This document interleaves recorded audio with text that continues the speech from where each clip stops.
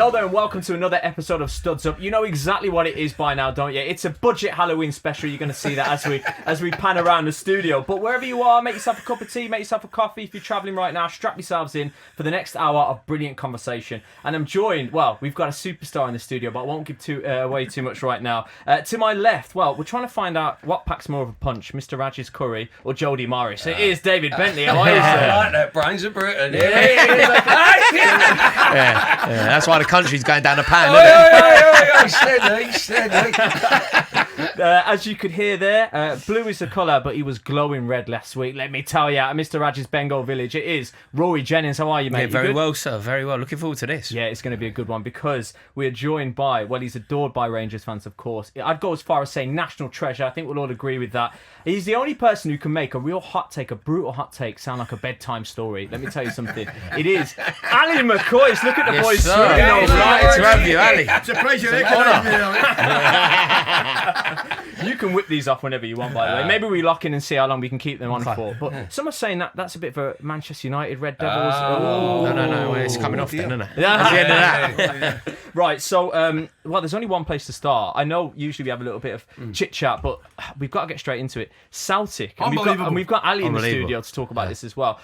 How out of the blue was that? Because people are saying it's a bolt out of the blue. I've got you right now. Was that on your radar at all? Well, the first thing I'd say is he didn't look happy. Right, the last 2 or 3 weeks. Ages, yeah. Body language didn't look happy, and then he's come out and caned the players with the statement he made about the cars and Honda Civics and all that stuff, driving like Ferraris.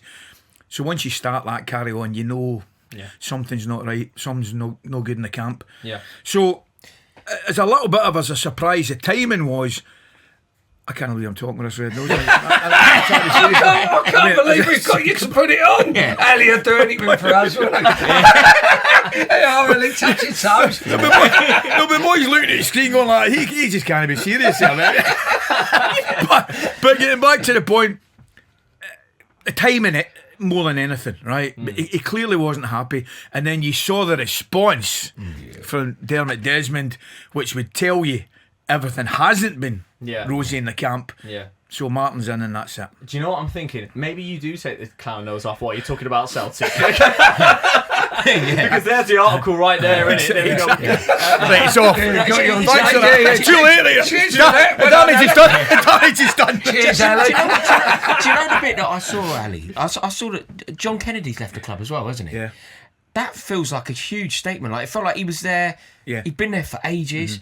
The fact that he's left, that doesn't necessarily portray the club in a great light. I know what you're saying. I was surprised at that as much as anything. I mean, Brendan will get a club. There's no doubt about that. Brendan will come back down the road and get a club. But John had been there for a good number of years, and I don't know the ins and outs of it. I don't know whether he felt, right, Brendan's away, I'm away, I've got a new challenge, I want to try something different. But that probably surprised me more than Brendan.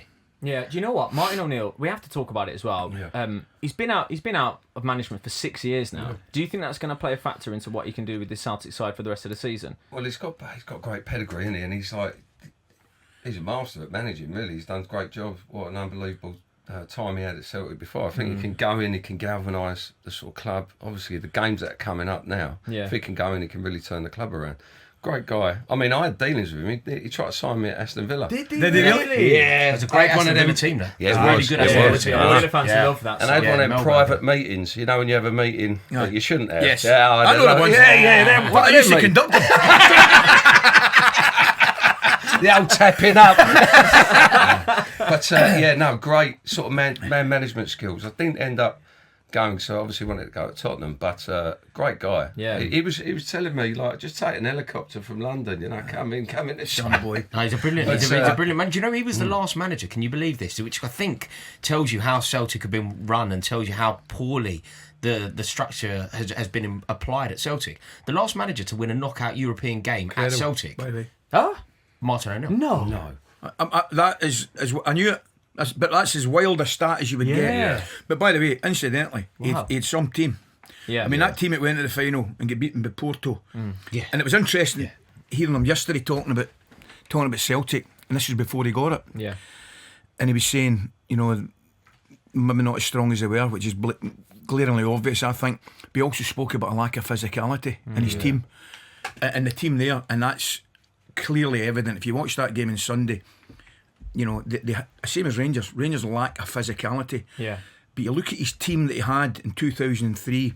You know, boys like Big Bobo Baldi and Yalby and boys like. I mean, proper side. Even at the front two. You know, along with Larson, you'd Sutton and Big John Hartson and boys like that. A real good team, but also could look after themselves. Yeah. So I think that'll be one of the things they'll try to alter right away. Can't wait for Brendan Rodgers to speak. Yeah. Well, you know Dermot Desmond has now come out. Yeah. I can't believe Throw him under the bus. Well, I think that you can clearly tell that there won't be any kind of restrictions on him speaking. Yeah. Like, it's going to be fascinating because Celtic are a huge institution, a massive club, and they have been so poorly run. Yeah. Like, I think that there's a movement, isn't there, in the fans? They're not spending money in the club shop. They're not happy. Yeah. They're not happy. I think they've got a point. To be fair, of course, the fans are right. Do you know something? If I be brutally honest with you, I think Rangers have dragged them down. Rangers have been that poor. I think Celtic, I've looked across the city and said, well, we've got them covered anyway, and that's going to be our only challenge. Because they've got millions in the bank with obviously the success they've had qualified for the Champions League for a number of years. But I think they've only spent... They rely on each other being strong to push them on. It's like the reason that Man City and Liverpool that season hit 97 and 98 they bought the best of each other. Is that they bought the best out of each other. And that's not happened in the SPL for a long time. You know the problem with, like, do you see that it's a sort of bigger problem than just Scottish football? Is it sort of worldwide sort of footballing problem? Because in Scotland now, I mean, back to the times, I mean, I grew up watching Scottish football. Yeah. The amazing players, amazing characters, like your time, and Scottish football was really... It was so fun to watch, but you're worried about the actual state of the game? 100%. You know. Now, I've got to qualify it by saying Hearts have been excellent, and are doing really, really well, and thoroughly deserve to be where they are. They're there in merit, but the standard, particularly the Old Firm, mate, dear me, Rangers and Celtic are as poor, honestly, God, Bench, they're as poor as I can remember. I don't take any pride in saying it, I don't take any pleasure in saying it, but they're as poor as they've been in years and years and years. National team has done okay. National team, the 2 games, is probably the poorest they've played in a long time, and end up getting 6 points, which is great. Yeah. And we're okay there because we've got boys that are playing at a good level, particularly in Italy, whether it's McTominay, Gilmore, boys like that, McGinn. We've got a strong midfield, and we've got boys that can get their way about it. But the actual league in Scotland, the top flight, it's poor. It's sad, isn't it? It's sad. When you think about, you mentioned there, David, when we were kids, it was like the pinnacle on some level. Like, players wanted to go. Yeah. Obviously, your Rangers side, it was like icon after icon. Yeah. And then even a generation after that, like George Albert's team, Giovanni Van Bronckhorst. It was like players that could have basically got a game anywhere were choosing to go and get a game at Ibrox or Celtic. And now it's just not the case. Well, you've got, like, Spanish, so for instance, Spanish football, you've got Real Madrid and Barcelona. The actual league and the teams below them are not. They're not on that level. And you could put sort of Scotland in that bracket. That you've got they're an international club supported all over the world, Celtic and Rangers. And then you're sort of looking at it going, well, why is there such a big decline? Is it just financially, or is there a more... There's an element of that. Of course there's an element of that financially, because you just cannot compete. I mean, I don't know the exact figures, but I think Celtic get about 3 or 4 million to win the league, right? And the boys down the road here are getting 70 to get relegated. Yeah. So that's just a fact. That's just territory and where you are. But I still think one of the things, lads, is we've gone from signing your George Alberts, your Henrik Larssons, iconic footballers, Canio, Laudrup, and we're signing bang average foreign players. Do you know what I mean? But in normal circumstances they wouldn't have gotten. And I'm at the point now, I'm saying, well, we're as well giving our kids a chance. Yeah, you're as well throwing 18, 19-year-olds in and see what they can do, rather than bringing boys in. The perfect example is a boy Mikey Moore, right? Who will, I think, be an excellent player. Be an excellent player. But he's come up the road and it's not suited him because the team's struggling, and it's a difficult place to play when the team is struggling. That kid should be playing somewhere where he's enjoying his football and he's progressing. But we bring him up the road, we play him. And to be honest, we've got 18, 19-year-old lads that would do the same job at this moment in time. Now that lad will go and have a great career, I don't have any doubt, but I don't think Ibrox is a place for him right now. Well, you've talked about, I mean, the Old Firm and it being some of the worst that you've seen in recent times. You've been as close to an Old Firm as you can get, really. What's missing from it? Is it just the quality? Because people are saying, in terms of flying into the challenges, all that kind of stuff. Away fans are missing as well, which I don't think. Well, that's going to... Well, you're right. Quality, intensity, and away fans would be 3 things straight away. So, in terms of, obviously, Old Firm's just round the corner now. Sunday. Yeah, exactly. So, two new managers in the dugout as well. How do you expect this one to go? How can you even decide how it's going to go and predict how it's going to go? As usual, I'll go for a Rangers victory because that's what I do. As Big Derek, you love us for Big Derek Johnson used to play with Rangers. He always used to get asked the prediction of the Rangers Celtic game, and he'd go through the Celtic team. The goalkeeper, he's a different class. 2 centre backs, solid. Midfield, you get McStay, Callum McGregor, brilliant. Up front, you get Larson, Hartson, 2-1 to Rangers. I love it. Yeah. Mark Lawrence did that, didn't he? Mark Lawrence predicted Liverpool games. Yeah, Mark Lawrence predicted Liverpool games for like 15 years. He predicted them to lose once. Yeah. Exactly. But and answer your question, I was at the previous Old Firm game, which was, I tell you, man, terrible. Yeah. Terrible. There was nothing each, but you're right. There was no passion. I think the one before that was at Celtic Park, and there was 2 bookings in it. Oh, see, I think about the 87th minute and the 89th minute, and it was 2 young subs that came on that were kind of local. I thought you were going to say it's time wasting or something. They knew what it was about. They knew what it was about. So, in answer to your question, I'm clearly hoping for a better spectacle than we saw at the last one. Rangers do want it. Do you think there's an intensity? Like, obviously when you look at football and you look at the football worldwide, if you aren't from that part of the world, that's one of the games that you focus on, right? Yeah. It's one of the games that it feels like one of the games that you have to go to in your life. If you're a football fan, wherever you're from, you have to do an Old Firm. When you were playing in it and growing up and whatever, it was so intense around the city. Yes, and everything. Is that all still the same? With the fans it is, yes. I'd be lying. But you're right to make the point, no way. Yeah, it doesn't help, does it? It doesn't help anyone. No, of course it doesn't. It has affected the game as a spectacle in terms of the atmosphere. There is absolutely no doubt about that. But you're right, some of those Rangers Celtic games, man. We played in the ball. We were on about the ball never stopped for 20 minutes. Flying into challenges, characters. Amazing, like Nacho Novos, like scoring the last one. It's like amazing things that live forever. I can't really think every iconic moment, and I can think of loads of them from the Old Firm. None of them have happened in the last 10 years. Yeah. I know. None of them. No. Like, it's all, like, as soon as you think of stuff, you're thinking immediately of Henrik Larsson or Nacho Novo. You're not thinking, your era. It's not now, and it's such a shame. It is, it's lost its aura in a way, hasn't it? What do you think that Rangers and Celtic should come south of the border and join the Premier League? Do you know something? He's asked the question. I think it'd be brilliant. And do you know something? Selfishly, for Rangers and Celtic, it'd be fantastic. Yeah. It'd be absolutely fantastic. I mean, how would they do though, Ali? How would right now they get relegated. No, they do well long term. Long term. That's why if it ever came, and it probably won't come in my lifetime, but I think it'd be only fair that they started at the bottom of the pyramid. Yeah. They'd immediately be the second, the third and fourth biggest clubs in the country, wouldn't they? Yeah, for sure. In terms of stature, absolutely. Who's above them, Rory? Chelsea above Celtic. In terms of size of club, absolutely not. Oh, he didn't buy it. He didn't buy it. No Rangers. Absolutely not. No. They'd immediately be the third and fourth biggest clubs in the country. But it would be very detrimental to the rest of the Scottish League, wouldn't it? Oh, absolutely, yeah. Well, but does it come a point where you have to make that decision to sort of save two iconic... From Rangers and Celtic point of view, it's an absolute no-brainer, right? And a lot of the fans, I don't care what anybody says, the Motherwell fans, Aberdeen, Hibs, they would say, aye, all right, on you go, beat it, scram. And I understand where they're coming from.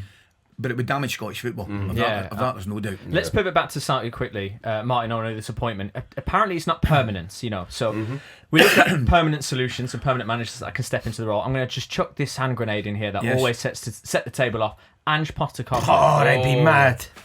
What do we think? Go on then. I'll open it up to the floor. What do we think? Ange Postecoglou. He's one of the worst managers that has ever managed in the Premier League. He's literally one of the worst managers that has ever managed. I've never ever seen a more average manager who, for some reason, gets plaudits that are celebrated. Yeah, it's like, why do we celebrate his mediocrity? Like he made a mockery of the league. He made a mockery of himself, both at Tottenham and at Forest. Like the geezer literally said to us, "I don't care about set pieces." Like, you're a football manager, mate. What are you on about? Like, Celtic deserve so much more than Ange Postecoglou. But he has been there before, and he did a fantastic job there. And, that's why I don't think it'll happen. Is that why you don't think it will happen? But if he stepped into it, do you think that he could be a good manager for Celtic once again, though? I don't think there's any doubt he could, because of the league, because of the standard. Yeah, you know what I mean? A little bit. Aye, do you know what I mean? It's with the greatest respect. Yeah. I know Hearts are up there just now, but generally speaking, the last 30 years would indicate that all he's got to do is beat Rangers. And Rangers have been poor. So Just think about what we're comparing this to. Martin O'Neill, an established football man, pedigree in the game. If he speaks, you listen, both as a player and as a manager, iconic, brilliant, truly excellent. It's chalk and cheese. Yeah. Everything that I've just said then about Martin O'Neill's an icon. Ange Postecoglou is completely insignificant. Like, you can't go from like talking about one of the best managers, one of the best people that you could appoint, to one of the worst and draw a parallel. Like, they're not the same thing. It's not O'Neill or Postecoglou. It's like one is a king and one is like barely a football manager. Oh, I thought he was going to say something else there. Barely a football manager. Like O'Neill would be is an amazing appointment. So you think they're more inclined to keep O'Neill on than they are to get rid of him? They have any sense. Okay. Yeah. Like, listen, I'm with you. What other options? We were throwing them about this morning. It's got other options. Yeah. I mean, somebody threw Potter. Has Potter come out? Bellamy's name into the equation. Bellamy, yeah. That would be an interesting one. It'd be interesting to see what happens with Wales right enough. The thing is, there's a problem, isn't there? There's a problem. There's lots of good managers, and obviously, if you were to take the reins at Celtic, it's one of the best jobs that you could ever hope to get. Like for Craig Bellamy, it would be an amazing opportunity.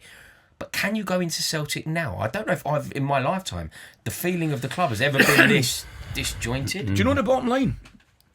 And it's the same with Rangers. The exact same with Rangers. New manager in, Martin's going to get in there. Can he improve things? Yeah, you mentioned it. You can set plays, you can defensively get a bit tighter, whatever you can do. But the players? The players aren't good enough. Yeah. The players are not of a standard. By the way, people forget, Rangers were apparently quick away from winning the Europa League final 3 years, 3.5 years. Oh, I know, I know. And, What a player it's been. I know. I was drawing comparisons to Rangers and Manchester United. We've done that loads, Ali. We've drawn beat so many Dortmund comparisons. 4-2 in Dortmund. Beat not Leipzig. Yeah, I know. But at least Man United have turned a corner now. I'm just Man United. I'm just saying. Couple of wins. Look at him. Listen, I'm on top of the world. I haven't celebrated back-to-back wins in over a year. Right. Okay. I think it was my statement about them getting pumped. Yeah. That went down a tree. Right, okay. Let's pivot a little bit to Ali himself, because there was some amazing footage recently when Gazza visited the building, right? And you two had a little embrace upstairs, and I think the whole of the footballing world they warmed the cockles of their heart. It was amazing. Brilliant. Yeah. What? How long were you with him for? First of all, what was it like to see him again? 20 minutes. He was going to come on our show in the morning, but he was doing the TVAM thing, you know, so he couldn't get along to, and he went in to see Jim and Simon. Yeah. But he got there just after 10. We came off, and I went into the room to see him at 5 past. And I was there for a good 20 minutes for a cup of tea, because he was going into the studio but just before 10:30. And what a breath of fresh air it was. Oh, that's It was magic. He sounded great, he looked great, he was coherent, he looked in a good place. But listen, we know what the madman's like. He's up and down, but he's just a great guy. He's lovable, everybody loves him. And with 20 minutes about Amazing. 20 years ago, talking about everything, fish, you name it, all the pranks, and it was just magic. He's Bent's hero. He's your hero, isn't he? What a hero. Bent's what a player. And you are. What a player, mate. What a Mate, player. both of you. Is he the best you've played with? You'd have to come into the equation. I mean, Laudrup was great as well, and a couple of Laudrup. guys. Laudrup, man. That team, that entire team. Go on, reel some more off for us, Ali. Then go on. I'll tell you another two that were brilliant. I mean, I played with Kenny, not a long enough period. Kenny Dalglish, out of this world. Graham Souness, out of this world. Gazza and Laudrup would come into the equation. Two boys, Rangers boys, Davy Cooper, who's no longer with us. Oh yeah. I mean, a lot of the youngsters don't know about Davy. Davy, believe it or not, I tell everybody, is in Ruud Hullet's greatest ever team. Wow, that is high praise. That is high praise. Really? Some statement. Think about the players that Hullet No, would have played. no. Correct. Yeah. Davy Cooper's in his team. He won a Ballon d'Or. Hullet. Wow. And Vijay was some player as well. Yeah. So lucky, but to see the ball boy, it was just fantastic. And you know what? I love telling this story. See the goal at Wembley. Right. Past Goro. Oh man, alive. Don't. He was in the dressing room at the time, and he never went on about it. How didn't I promise you. And I've got my own theory on it. I think even he knew how good it was. See if it'd been a tap in or something, he'd have gave us it'd have been unbearable. But because your goal was what it was. Because it's the occasion as well. It's the occasion and who you did it to. Yeah. You're knocking the ball over Colin Hendry's head. Like think about the player Colin Hendry was. Like you won the league. Yeah. And then you're banging it past Andy Gore one of on the that greatest occasion. moments ever. Yeah. This is what I'm And talking the about. celebration. Characters like And the Ali and celebration, Gazza. These characters of the game, they inspire generations. You inspire it not just from what you do on the pitch, but what you do off it. And it like for kids, and having my own kids, saying that you want them to attach to personalities, Correct. you want them to be around it, you want them to enjoy every bit of it. Do, man. And that's what you did. You guys did that for me. Watching it inspired me to smile, enjoy life. He's the one person I get asked about more than anything. Yeah, I bet. Yeah. What was you like, And even up in their talkSPORT bit there, the younger guys, they just when he came in the other day there, understandably, they just idolise him, Paul Gascoigne, I think it's because it's a privileged position that you're in. I have this feeling as well, and I think you guys all have it. You feel privileged, and you want to have a laugh about it. You want to have a good time, 100%. and you want to enjoy it. You don't want to be looked like you're just like a moaning robot going through the motions. It's not a rehearsal. I think we've got too many of them in the game, and when you see you need icons like you need it. Yeah, you need the characters, and there is a slight dearth of them at the moment. They're not about. I think they're there, but they're not allowed to come out because they're all protected, and they're all like.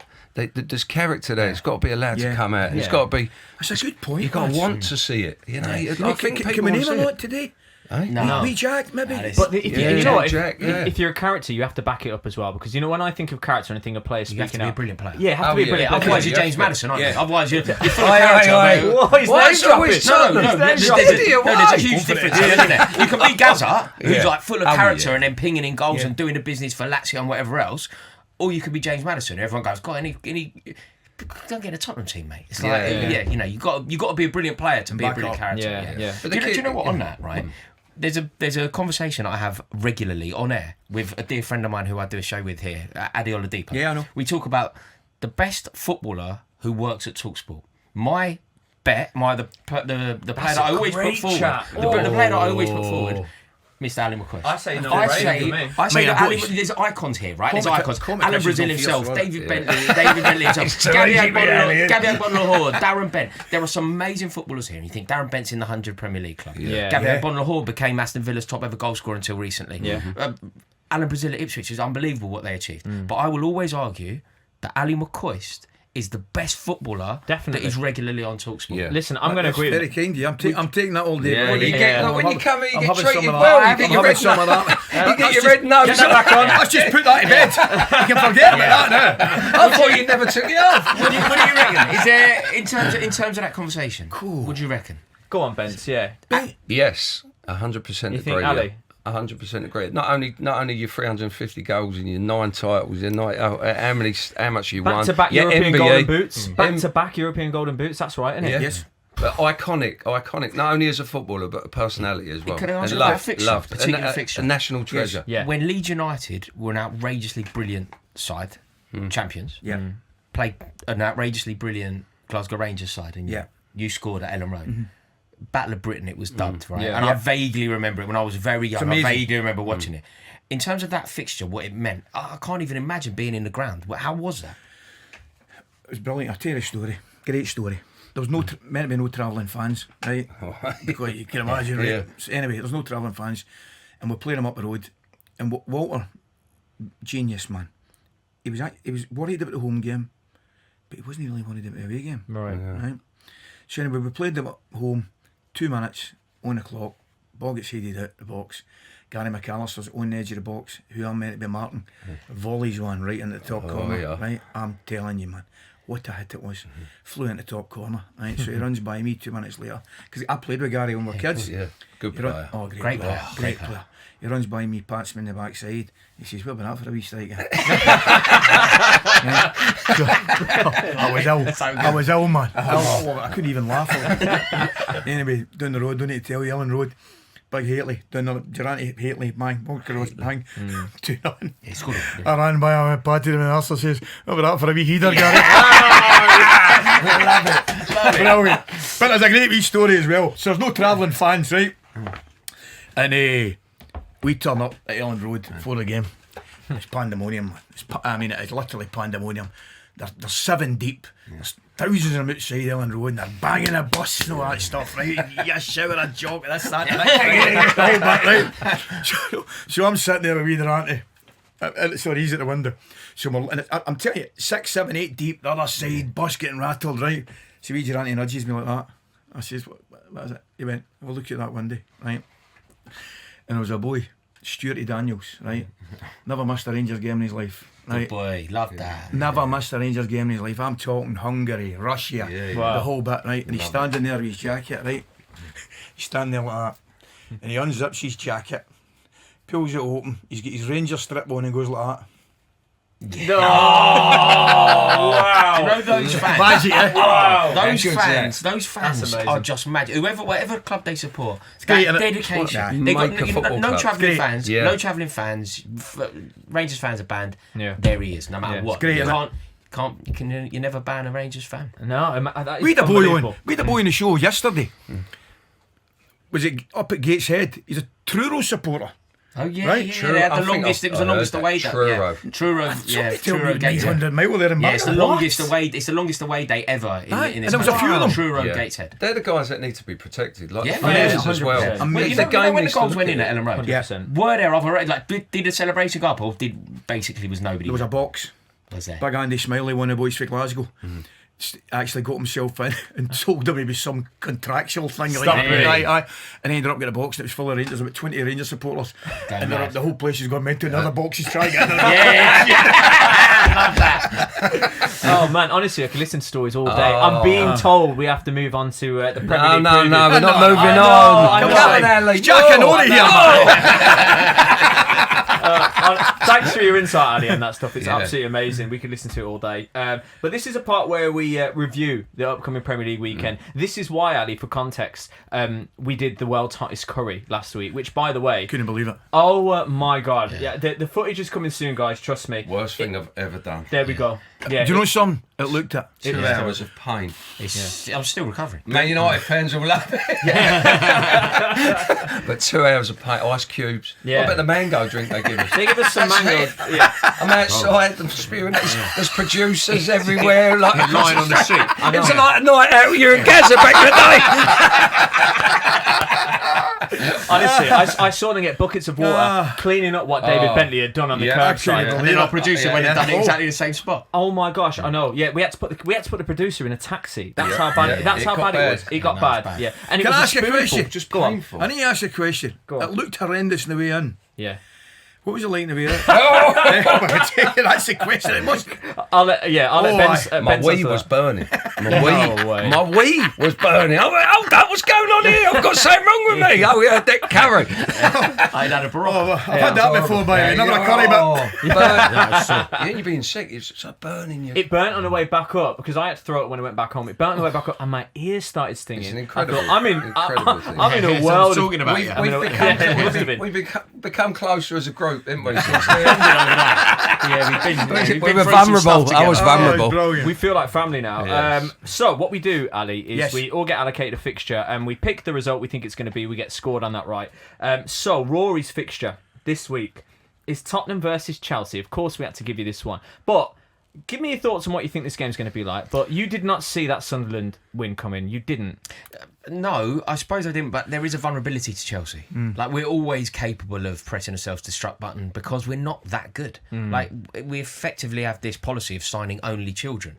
What you need in a team is some experience. You need a 27-year-old who can drag you to victories. Yeah. You need somebody there with a little bit of nous and know-how how to get over the line. And we don't have that. Sunderland do. Granit Xhaka, for example, is the kind of player that can be a differentiator in those fixtures. Yeah. And we are seeing now, I don't think Enzo Maresca is a particularly good manager, but what you are seeing is the strategy from the directors of football, the strategy from the ownership about trying to sign players where you can make money. You're seeing that come to fruition on the pitch, and we're always slightly vulnerable. So it isn't that surprising. Saying that, we will beat Tottenham. We always beat Tottenham. He's done what you've done there. By the way, Rangers 2-1. Like Derek Johnson there. No, but we always beat Tottenham. Like it's very, very rare that we don't turn Tottenham over. It's just a thing. Even at their place, you're that confident. Always. Yeah. Where did we go there? 16 years without defeat. Apparently Torre so. Andre Flo scoring a hat-trick, Bernard Lambourne lobbing the keeper, Bjarni Goldbeck scoring from 40 yards. Like, we beat Tottenham. Mark Steen scoring winners at Stamford Bridge. Like, we beat Tottenham, regardless of what they do. Yeah. You know, you've got to remember that picture John Terry put up after the he retired, you think how long he was captaining Chelsea? Not on my watch. No defeat to Tottenham. Didn't happen. I like it. So, and this, Tottenham That's fans, not a bad stat. That's pretty cool. Tottenham fans like to say, it's the Abramovich era, the money that came in from Abramovich. Look at it before then. Look at what happened before then. Eddie Newton scoring winners at White Hart Lane. Like, it's not an Abramovich thing. It's a Chelsea having one over on Tottenham thing. I went to a game on Saturday. Before I was at Brentford and watched that game, but I went to Chelsea on Saturday. First thing I got to say, I wasn't half impressed with Sunderland. Yeah, great team. Yeah, great. Excellent manager. But I worry about Chelsea. Yeah, you're right. Creativity. Yes. You clearly, understandably, you miss Palmer. But there's no. Do you know what the problem is? So I think, Ali, I feel like what we've done is we've signed a load of really exciting young kids. Yeah. But there isn't anybody that put their foot on the ball and yeah, exactly. There isn't a Granit Xhaka in the team. You talk about those young kids that you've signed, right? Her name this weekend confirmed it to me that it's just polarising. He splits fans down the middle and he creates reaction. It's Garnacho. So Garnacho scores for you guys, right? And the amount of fan interviews I see Chelsea fans saying that they can't stand him on the back of it. It's obviously, I don't know whether they're questioning his attitude, but what is it about him that is so polarising? What do you think, Ben? I think it's what he's done, obviously, at Man United, the way he sort of behaved, some of the, I think fans in general, with, he had that Rashford shirt incident. But should this Chelsea fans not be backing their player now that he's come over to Chelsea? Do you not think that he scored a goal, for God's sake? He's quite a dislikable character, isn't he? And more importantly than being a dislikable character, I think he's quite an average footballer. Like, in his head, he's Cristiano Ronaldo. But the reality is, he's nowhere near Ronaldo. Like, him and Ronaldo don't play the same sport. No, Ronaldo. The reason why Ronaldo was so brilliant for so long is because of his dedication. He's not declaring war on the Manchester United manager. And regardless of what you think of Eric Ten Hag or Ruben Amorim, the office of Manchester United manager deserves respect. Yeah. It's one of the biggest jobs in world football. Top 5 jobs in world football for managers. Yeah. I don't think Chelsea fan, of which I'm one, I'm never going to really be impressed by somebody who shows no respect to an institution like Manchester United, particularly when you're as distinctly average as he is. What if he steps up his levels and becomes an amazing player? Will you then take him under your Chelsea wing? Yeah, look, I wish him well. I hope he scores. But swanning about like your Cristiano Ronaldo when you're putting in performances like your Andy Impey doesn't quite work, does it? Like Andy Impey caught a stray bullet there, didn't he? Yeah. Bless him. You got a friendly fire there. Yeah, a little bit, yeah. But that's what I mean, like, Andy Impey was like a fairly decent player for a fairly decent Queen's Park Rangers team, but that was it. Yeah. Alejandro Garnacho is that. Yeah. But the arrogance doesn't see the player that he believes he is. I wish he was. But he isn't. Oof. So no, I'm not particularly on board with Garnacho. But then it's just another example of us signing players that we didn't need. We sold Madueke. If we want to win the league, you sell Madueke, you go out and you buy Eze, right? That's how you win a league. You saw the goal that Eze scored the other day. Bang, Paolo Di Canio-esque, right? Gus Poyet. You're like, that's the kind of player that we need. We sold Madueke. We went and we bought Jamie Gittins. Obviously, that's not to win the league. We then go and sign Buonanotte, who's not even playing for us. That's obviously not to win the league. We then go and sign Garnacho. That's not to win the league. Yeah. All the while, by the way, we've got the worst keeper in the league and 2 centre-halves who aren't really fit to play Premier League football. So the ownership of the club is a problem, and Garnacho is a representation of the direction that Chelsea are moving. It's a state of football, though, isn't it? That Chelsea seems to be the epitome of this sort of these financial rules that they're all sort of applying to. They're selling players that they need to win the league and buying. We're not trying to win the league, though. If you're trying to win the league, you go and you sign Eze, Donnarumma, Mark Gahey. Well, exactly, if you're not trying to win the league, you go and you sign Buonanotte, Garnacho, and Gittins. Yeah.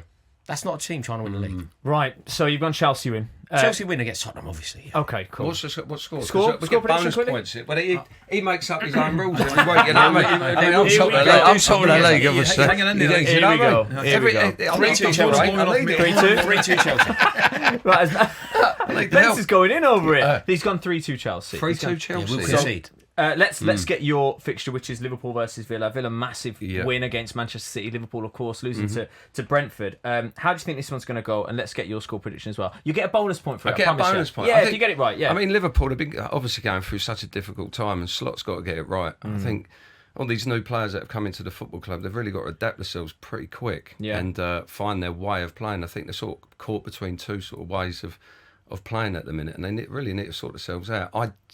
Villa, they've responded really well. I think he's a good manager, a good club. Yeah. Obviously, the last few games have been loads of wins on the bounce now for them. Yeah, they're doing really well. They're doing really well.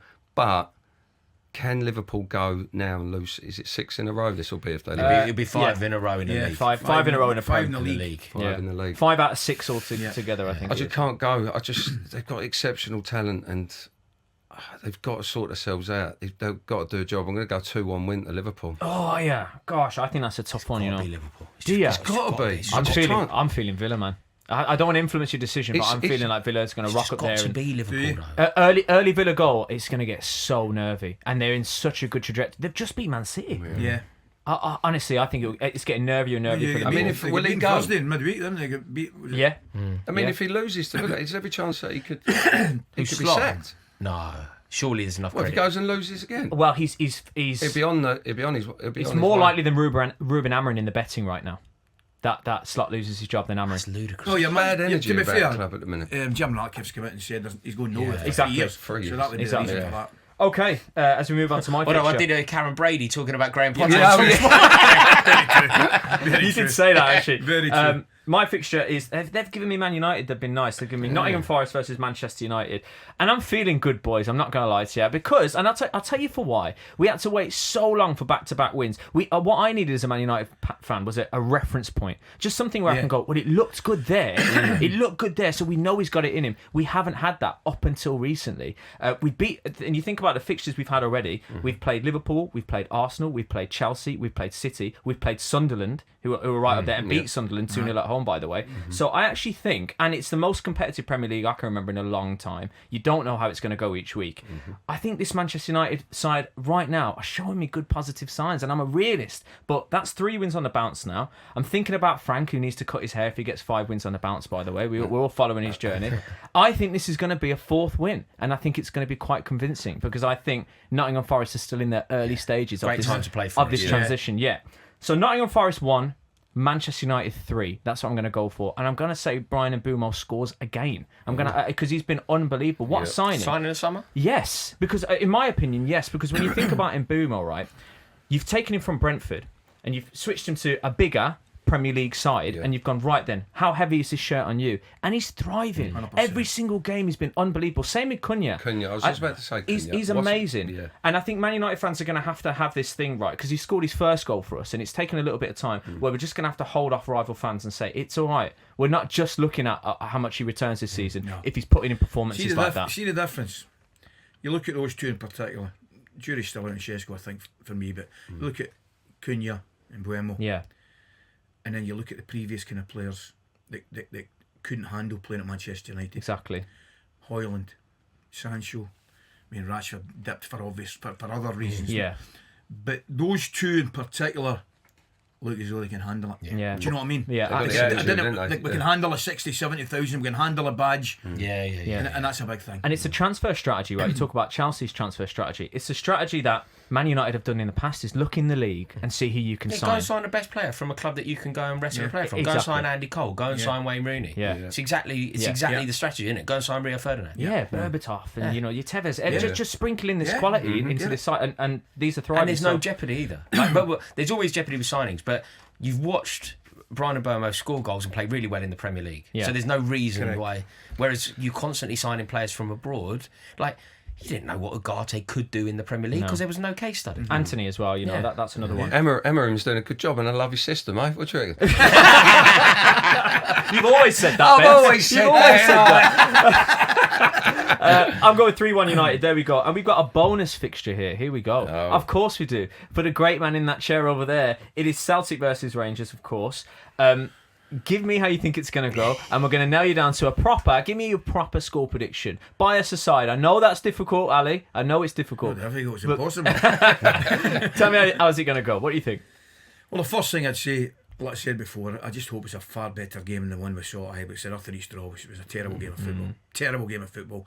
I mean, there's a lot of subplots. If somebody had said 4 weeks ago that Martin O'Neill would be in that dugout and Danny Rowell in the other dugout, where I would say, what are you talking about? You know what I mean? There's a lot of pressure on both teams to win for the same reason, but not normal reasons. Yeah. Because both of them are struggling, right? So there's real pressure on the side to get a victory. Now, particularly Danny Rowell, if he can get a victory and can manage to beat the winners of the other semi-final, St Mirren and Motherwell. For all the doom and gloom at Rangers, and there's plenty of it, and I've seen it, if he could get a trophy in that cabinet that early on, it just builds the feel-good factor as well. Yeah. It really, really does. Celtic, I mean, they've got 4 or 5 out. My head is out. Carter Vickers, a centre-back, who's, I think, their main man in terms of the unit, team player, solid at the back. They'll miss him. I'm looking at Celtic's back four, you know, and Kieran Tierney aside on the left-hand side, who obviously Kieran struggles to keep fit as well, and I'm thinking, you know, I wouldn't mind playing against that myself, to be brutally honest with you. So, bearing that in mind, Celtic have come off 2 defeats. Yeah. Right? Hearts and Dundee. I nearly said Rangers on the crest of a wave after a 3-1. Rangers coming off a result. It's one of them. But I'm taking Rangers to win 2-1. I knew you were going to say that. I was waiting. You said hanging on there. Even I was there. I was like, He's going to go. it's fishy. Maybe going to draw it. No. That was a really good setup, Paddy. That was a good one. That you put a lot of work in that. Yeah. So Rangers 2-1, yeah? Yes. All right, we're locking it in. There we He go. said he fancies playing. He might make a comeback. And you can get that Studs Up app on site and on app, and I'm being told that has been boosted to 40 to 1. Go in there. How about that? Excellent. Christmas is coming. I'm just double checking that in my ear. 40 to 1, right? It's huge. 40 to 1? Yeah, there we go. We're on. Yeah, how about it? And do you like the feel good thing of the podcast? I can just check in with the. It's not about celebrity. Yeah, he's big hanging around with celebs. Look. 40 to 1. I remember him when he was doing radio. Oh God, yeah. I've been working with Ali for a few years now. By the way, he was right there when I was, nervous in the chair. He was there in my corner. Yeah, I looked after. He's nurtured you. Love it. Yeah, good management. Student of Ally McCoist. He walks by me in the street now. Yeah, no, he won't talk to you now. Fuss some chip paper, me, man. Right. What we do on this show, Ali, is we do Mount Rushmore. So we are home of the Mount Rushmore, right? And we have a different topic every week. This week we've got the outfits on. You might need to get your clown nose back on for this one. Actually, here we go. Halloween special. We're going to go for the Mount Rushmore, the 4 scariest players in football. Or the scariest figures in football. Why don't I open it up a little bit more? So that's what we'll go for. We'll have a little think. Current, ex. Should we say of all time? Yeah, all time, yeah. Let's do of all time. Let's make it a bit easier. Have you got someone in your mind straight away? I can tell that look on your face, Ali. You know exactly where you're going here. I know exactly where I'm going. Here's the first face of Mount Rushmore. Scariest in football. Terry Hurlock. Oh, really? Yeah. Go on in. Talk to us about why. Oh, man. Terry is the epitome of somebody you want in your team rather than against you. Yeah. Right? He was a fantastic lad, right? Fantastic lad. Come up with our place. We had a lot of good English players as well, a lot of that time. And Terry, he just got it, man. He got it. He's good. East End of London boy, Millwall lad. It was like a homecoming when he came to Ibrox, you know what I mean? And he was as tough as hard as nails. Really? I mean, really, really hard. Graham was obviously hard as well. Graham had a wee side to him, but Terry was hard. Yeah, man. I mean, those Scotland-England games at a 5-a-side on a Friday, man. I'd love to be involved in that. There we go. A good shout, by the way. I'm throwing him in. All right. Well, that's it. It's locked in. Rory, have you got someone in mind that you want to go for here? It's tricky, this, isn't it? Because when you have the honour of sitting with pros, should we go they bets know, first then? don't they? Like, we're looking at it from the stands. What do we know really? Exactly. Whereas, they've been on the pitch with it. They know exactly what it's all about. They've got more credibility with these picks. In fact, Ben, let's go for you. I opened up about it last week. Ben Thatcher. Oh, yeah. Can you remember that boy? Yeah. You're talking about somebody that's just because remember the Mendes? He put him in the rose head, didn't he? Literally did. He'll come up with our players. Yeah. And I obviously he was left back, and I played against every time you think squeaky bumps, you can get hold up a minute, especially on him in his hero. So I'm sure I see your missus out the other night. But I got him sent off. He got sent off 2 yellow cards. Bring me, and I've probably gone over a little bit easy. Oh yeah. Oh mate. But when you're coming up against him, you're just thinking, mate, he's just going to stick his studs. He's going to fly in. He's going to elbows are coming, everything. But he was. I love that. He was a scary player before you go out, you're thinking, "Oh, he's going to look." You know, I mean, he's in the back of your mind, isn't he? Yeah. You know, you leave your foot there, and he's just going you're to take lying your leg on off. your head in the pillow on a Friday night, going, "Oh no, here he's coming." Amazing. That's a good perspective though, because you're talking about playing against him and playing against him. All right, You're here's a thought. Just your thought. Do you ever play against Dennis Wise? I don't think I did. Dennis Wise had a representative, and obviously in a different way. I would say He was a hard man scary, in a different way, though, wasn't he? Yeah. He was like. It's like tough as He's got nails. to Kind put of. Chelsea boy in there. Oh, I know, he's Look, thinking about it. Can't do it. I mean, the one that I would always hear about as well. Robert Harris. Harrison Harford. Yeah. Oh, Big Mick. Harrison Mick. Harford. They were the two that I would always hear about. Good one. You Good one brought for you. Big Mick. He's right in. Is that who I should have said? Right, Big Mick Mick. Harford then. Right. Okay. You ever seen the one? Was he serious? Yeah. Big Mick. Right, You ever I've seen had the him a one? few I don't know times. who Big Mick's playing for. He would have been at Luton, Chelsea. Manager at Luton. Yeah. Might have been at Luton at the time, and the other mob scored against them. Have you ever seen this? No. I'm telling you, we've got to get up. Yeah. And they're all doing this celebration with 5 or 6 of the lads, and they're rolling about, giving the fly, whatever, and Big Mick walks right over the top of them. Yeah, I have seen that. He stamps over him. I have seen that. They're doing some like choreographed celebration, and he just stamps on them all. Just angry. I have seen that. That's really. Aye, what a lad as well, a brilliant lad. Really? So we're locking that in as well. Yes. Well, Vinnie Jones. Well, you know, let me throw a name out there. go on. I was going to say Duncan Ferguson. That was the first thing that popped into my head. Big Dunk. Everyone. I always think whenever you say Duncan Ferguson, like I always saw Paul Lynch, the governor, right? Yeah. Have you ever seen the clip of Ferguson getting hold of Ince and just launching him? Yeah. I have not seen that. Just launches Ince, yeah. That's what I mean, though. think Ince is in a Liverpool kit. Scotland, Yeah. But I think he ticks all the boxes because he's you don't want to play against him, of course, but he's also tough as nails as well. He literally good player, and a very, very good player. Very good player. And you know what? Actually, when we travelled to Spain, you were reading his book, weren't you? And you were on the front of his book, actually, one of your quotes. Aye, I played with a big fella. Yeah. Did you? Aye. He was. Would you vouch for that? Because 100%. another name. You know what I mean? Fearless. Imagine Fearless. Shearer and don't Ferguson. care. Just bang that back. Shearer and Ferguson Just as a lead front with your two could well be one of the hardest front two. Yeah. Shearer and Ferguson. Gotta in be the right same up side. there. Yeah. It's got to be right up there. Just elbows, just everything. Heads in. Gonna get Don't hurt, isn't it? care. Yeah. Oh, bang. Do you know what? One of these boys, and if you're a centre half, you know, no matter how hard you hit him, he's gonna coming get up. back. Yeah. That's what I mean. Because we got pretty faces. Haven't we? I mean, just leave it. So I'm thinking Big Dunk, but you know what? Another name just popped into my head there that you've played with, Gattuso. Oh, He's an angry man. Do you remember when Joe Jordan was Big going to Joe. have him over though? Jordan, he was hard. I had him at Tottenham. Another one. He was Joe hard. Jordan He was scary at Tottenham. When He was under. Gattuso was giving it, like, I always thought Gattuso. Yeah. But then Joe Jordan's a lot older. Joe Jordan went back for Gattuso. He didn't want to know. Didn't want to- Yeah. Well, I'd have been to the death that fight. Would it have I was been? at the club at the time. That Yeah. was a winner takes all that one. Yeah. We get to with some boy, but Big Joe was hard. Didn't he? When he was, I think he married a Scottish girl. He did. Yeah, Absolutely. Yeah, he married Gattuso. Yeah, Gattuso Yeah. like really immersed himself Yeah, in Glaswegian 100%. culture. Yeah. Do you guys remember that referee with the big eyes? Kalina. Yeah, Pierluigi Collina. that was him. Yeah, Pierluigi. he was. I'm just He's chucking a scary rogue one in looking. there. He was like all the players were afraid of him. By the Yeah. way, they never used to pipe up to him. He's got to be the scariest referee of all time. Yeah. Don't know whether he gets an honourable He mention. also goes down as the best. Yeah, he? Kind of yeah, goes he down as does. the Do best. we need a manager in now? I suppose with two sides of manager now. Who's This manager. this manager? Yeah, Anyone scary manager. You ever been intimidated by a manager? No manager like, oh, leave me alone. Nah, not really. No, Have you? It's difficult, isn't it? Because there's so much more restrictions on a manager. They can't express themselves out on the pitch, can they? So it's Scary manager. Scary manager. I'm not sure. Can't I think? No. I think maybe I'm gonna go Big Dunk. What do we think? Do I lock that in? Yeah, go on. Yeah. Dunk's got to be in. That's a scary Mount Rushmore, by the way. Amazing. Right, so we've got a little bit of time left, and I've saved a little bit of time deliberately.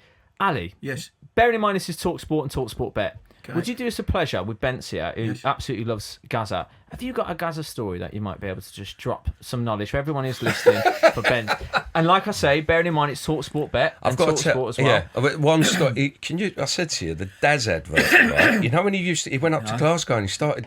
Jumping the doors, did that? Yeah, he'd go, remember Daz? And Dad's doorstep challenge. I remember watching it as a kid. I'm sure BBC were covering it or whoever. We can't say BBC. talkSPORT.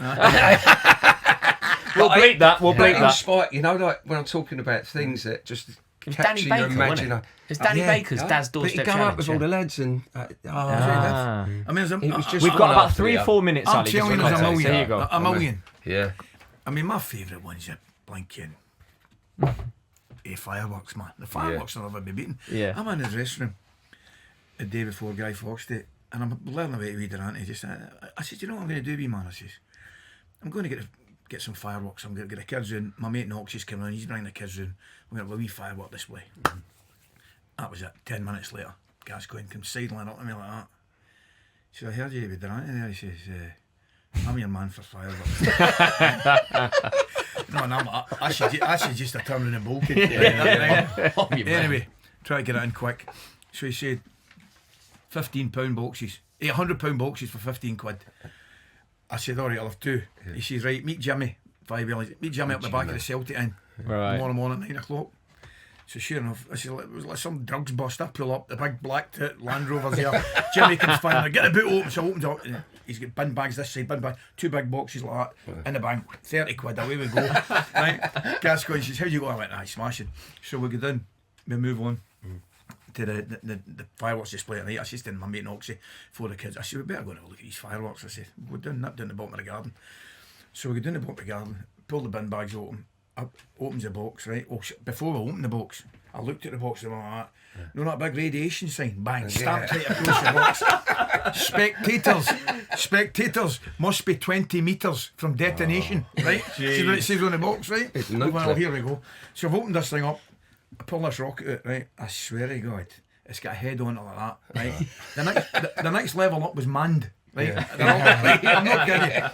So we set this thing off, away it goes off. I'm like, he's done it, you know, just you. And then the next man, I'll get boom, right? The whole village lit up, right?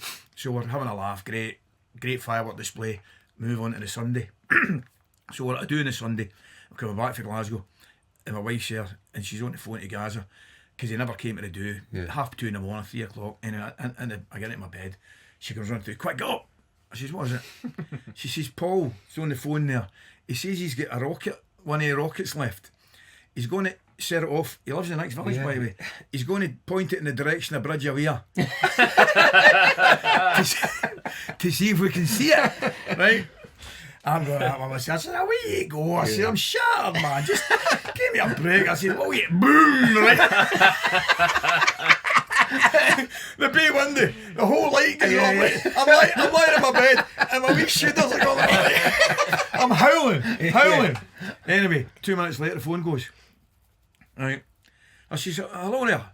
She says, that Mr. McCoist? I said, it is, as a matter of fact. He says, it's Detective Inspector Wilson here, right? For Johnson Police. I went, Joe, I said, how are you? I said, he went, not too well, actually, as a matter of fact. He says, we've got Mr. Gascoigne with us. I said, have you? As if I've not got a clue what's going on. He said, aye. He said, he's in here. We got a couple of phone calls.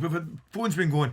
People going on about an explosion. And he says, and he's told us he set off a firework in the general direction of the Bridge of Weir to your village. Can you confirm or deny that? I went, oh, well, to be quite honest with you, yeah, that's the case. He went, well, that's fine, Mr. McCoist. He says, that's no problem. He says, it's just to let you know, he says, I'll be providing Paul with a bed and some breakfast, right?